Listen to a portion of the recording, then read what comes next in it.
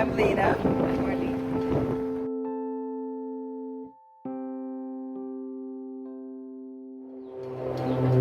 I did a video for one of my friends in DC, and I was telling him that if you didn't know any better, just looking out with the sunshine and the water, that you would never know the type of storm that was coming. I was trying to zoom in on the water because it was so flat, and I was telling him that that's a sure sign that some serious weather was coming, because the water was just like a sheet of glass. There was no ripples, there was very little breeze, and that was just a couple hours. The end of the day, Tuesday. And I told him, I would try and get some video the next morning, but that never happened. So that's what I remember. I remember this mad rush to save things, to put things, take things down, To secure things, and I'm like, I felt like I was running out of time, and I just had to keep pushing through because I didn't know what to expect. And I was sleeping. She was trying to secure everything. And I went to take a nap because I was like, I don't know. I felt like I had already secured everything that I needed to secure, and I didn't really know what she was trying to save. So I took a nap because I felt like I would need to be alert and awake once the storm actually came, so that I could know what we were doing, if we needed to leave, if we could leave.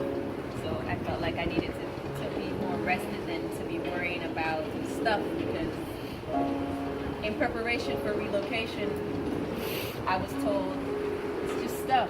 Don't worry about all this stuff. It's just stuff. And I remember saying to her at one point, like, Mom, it's just stuff. Like, you have everything that you want to save. The things that you really wanted to protect, you've already protected. The rest of it is just stuff, so don't worry about it. So, remember that. After the storm, I don't know, I was just, it looked like you could see for miles things that you hadn't seen before. You look back at the house and, oh, we have neighbors up there. It's like, oh, I never saw that close they were down there before, because the trees were stripped clean of all the foliage, of the leaves, all the foliage, all the green was gone. It was just brown, like a barren wasteland. And you could see for miles and miles and miles things you never saw before. details you never noticed. Then you could see the devastation, the roofs that were gone, the poles that were down. You could see the boats that had overturned in the harbor. You could see, just the destruction, the things that got wiped out, and then it started to really sink in. My God, oh my God. And that was only the little piece where we were, because we didn't leave to like drive around until like about a week after the storm. We thought the roads were passable, and then it was like, wow. It was just heartbreaking, really, really heartbreaking. And then when you heard Maria was coming, you were like, oh no. what? We just There's cried. nothing left. Like, what else is there? We just, cried mercy, Lord. Just have mercy on us. That's all we could. That's all.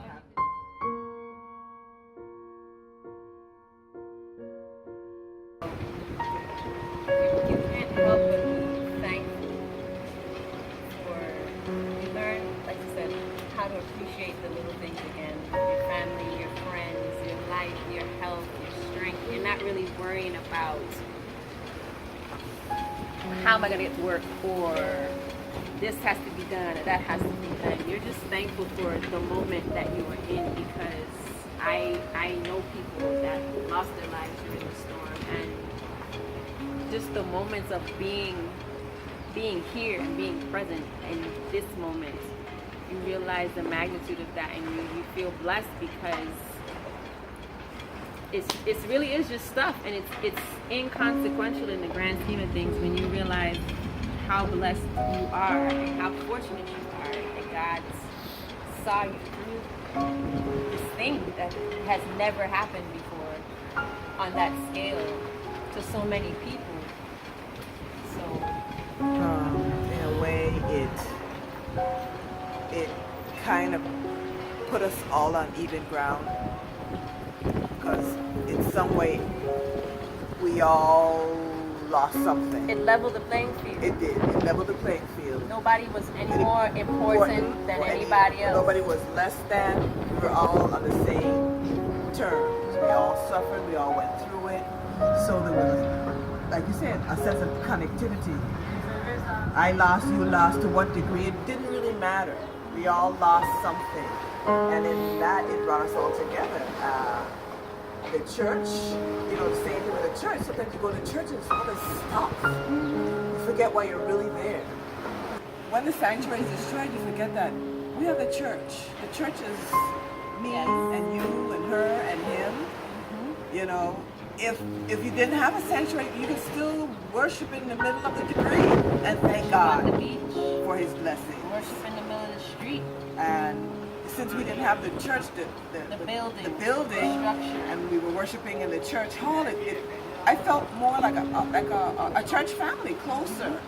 You actually sit down close to somebody. Like you this. have to You have to rub elbows. You have to get close to somebody because it brings you closer brings to you people closer again. in And one you way. remember that you're supposed to help each other and build each other up and encourage each other because we all went through the same thing. As people of faith. But through it all, as people of faith, you never really lose hope.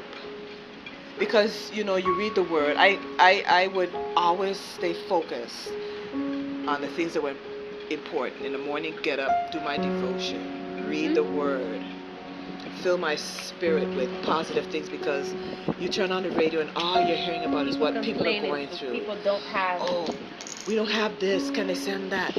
What happened to the distribution of the MREs? There's a tree down here we can't pass. My roof is leaking. You just hear all the sorrow, all the pain, all the agony.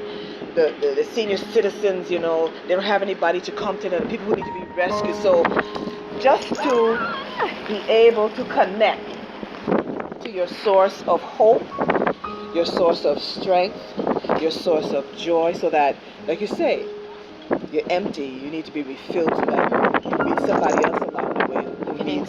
You can take from your cup that's full and pour a little into their cup. So you just, that's what just keeps me going, staying connected. Your light goes dim, but it should never go out. Right. So that's what it's all about. Yeah. You just stay connected. Amen. Just stay connected to your source of everything, and Plug into the source. And I always remember that part of the scripture says, "Behold, I make all things new." There was another sermon that Pastor Jordan did called "Neighbor, You Trippin'," and it was an analogy of your breakers and the generators. Now he said that you don't notice how much power is being drawn from the source until the smallest thing plugs into it, and then the whole thing shuts down. So he's like, you have your generators now, and you can plug in your fridge, and you can plug in your TV and your fans and everything, water and heater, it's working and great. Mm-hmm. But as soon as you plug in that iron, it sucks all the power, and then the generator's like. So he said, you have to remember where your source of power is coming from, and be aware of what's draining that power, so that you don't trip. And trip like I said, the smallest thing that plugs in and sucks out all the power could be you're having all these other things piling up. You got to worry about how your stuff is staying dry. You got no roof. You're trying to get food. You're trying to get gas. You're standing in line for ice.